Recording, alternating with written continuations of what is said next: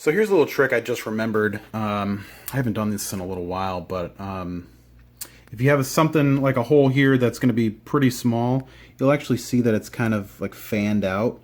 And this is actually a trick I learned from my father. If you take like just a regular, maybe like a older, bigger headed Phillips head, press it right up against that hole, and just with a little bit of pressure, like I'll hold the body over there just to kind of hold it down, and just slowly just work at this. It kind of opens up the mouth of that hole there, and so when you're trying to screw that screw in, it can keep it from having like a little bit of cracking. You don't want that.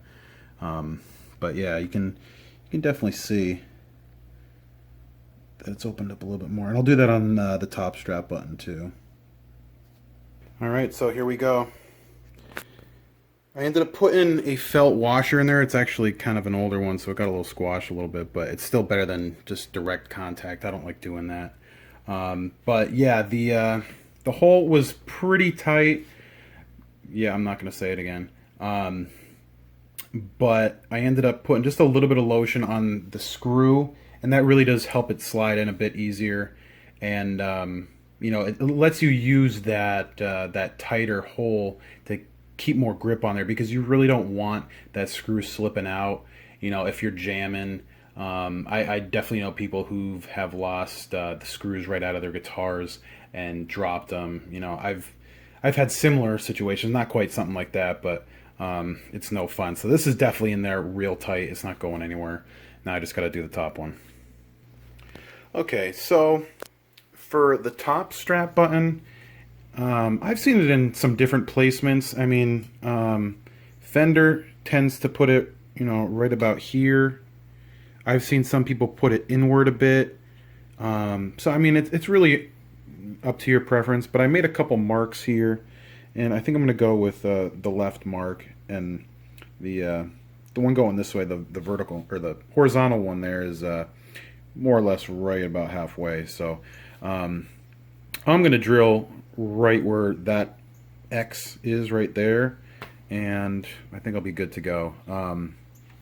Like I said, it's really your preference, you know, what sort of angle you want to go at. I've seen it a couple different ways, but I mean, realistically, you got to think about this screw has to be going in. So if you're going in at an angle, there's a good chance that, you know, you could crack something or go through, and you really don't want that. So I'm going to be going pretty much just straight in like that. So let's do it. All right, so I got my hole drilled here.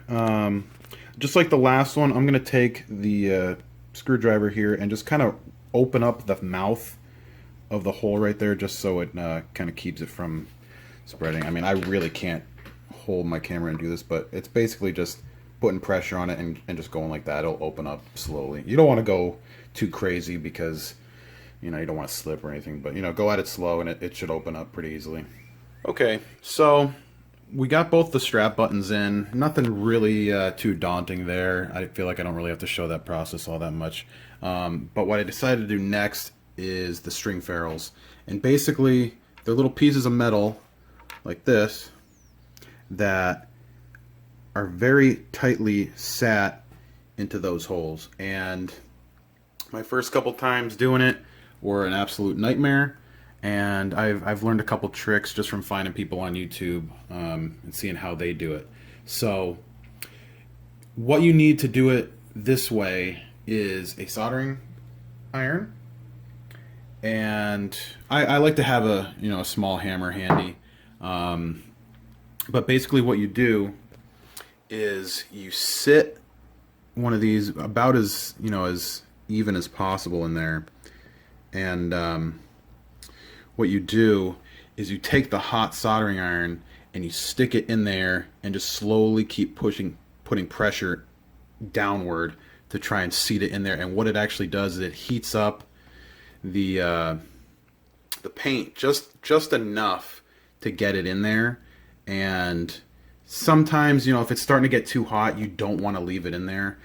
So I'll take it out if it's not going in far enough, and I start to see a little bit of bubbling, around the edge there. Sorry, this isn't focusing that well, but if that starts to happen, that's when I'll get the hammer out and just slowly start tapping it in. I might use like a little piece of wood or something to put in between, just so I'm not actually hitting the metal itself. I'll probably actually definitely do that. I got some shims down there. I'll just use that. It looks like I've actually used it before. So I'm going to do the first one and see how it turns out, and then I'll try to set up the camera in a way that you can actually see it.